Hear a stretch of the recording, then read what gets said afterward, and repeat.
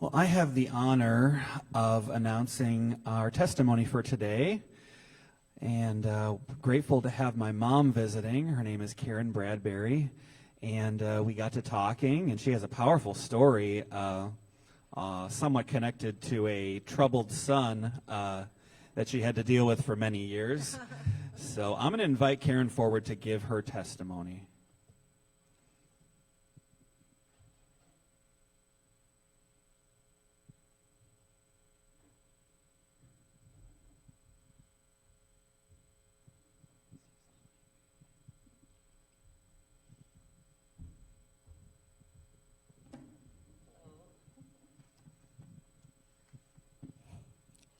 As a child, I remember my dad quietly reading the Bible. If I happened to get up real early in the morning, he'd be sitting in the corner of the living room, just reading away, not making a big deal about it, not a big show. He just was quietly Christian. We went to a Catholic church and were involved in the church activities. But I never really got it back then. I never really understand that Jesus had really died for me. And that I was made clean by him. Well, when my dad was reading the Bible, he was questioning some things. One day, he was at his local restaurant that he would go for breakfast every now and then, where men made crude jokes, complained about their wives, and even flirted with the waitress.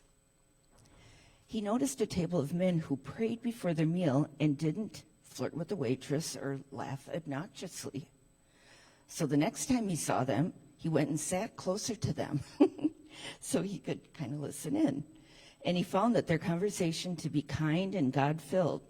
He started talking with them and was invited to their church. 2 years later, he got baptized. Meanwhile, I was attending Mass, and when my children were young, they were in Catholic classes. And most people would drop their kids off and leave for the hour and a half, but there were some ladies that stayed, and there were 3 of us that would get together, and we would talk about God while we were waiting for our children. The church leaders kind of noticed what we were doing and offered us their library of study videos. So for a year, we went through a lively study of the Bible with their videos. We had 12 people coming regularly at the peak of it. The next year, though, suddenly I was told we could only study church doctrine videos.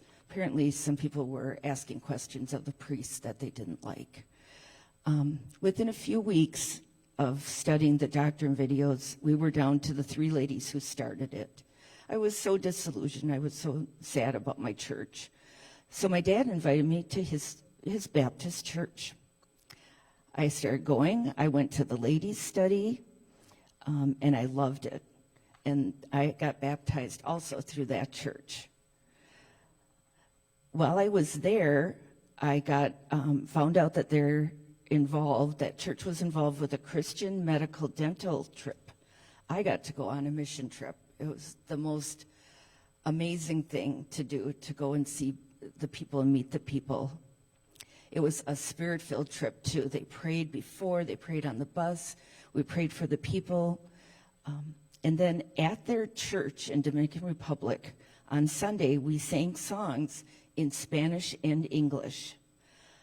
I suddenly was overcome with everyone singing in 2 languages, the same songs, with our arms raised high, praising God. I was overcome with feeling, and I started to cry, and I didn't know what was going on. But the lady next to me was smiling away at me, jabbering in Spanish. I think she was telling me it was okay. And she's hugging me. And it wasn't till later that I realized that was the Holy Spirit. And that I felt at that moment that this is what heaven is going to be like. I never felt that before. During this time, I went through a divorce, and my son fell into addiction. I myself was going to bars with my friends, thinking that this was the thing to do. One day, I realized this was a terrible idea. I had read in the Bible about Jesus' yoke being light. And it finally clicked for me. I was set free from this bad behavior, bad choices.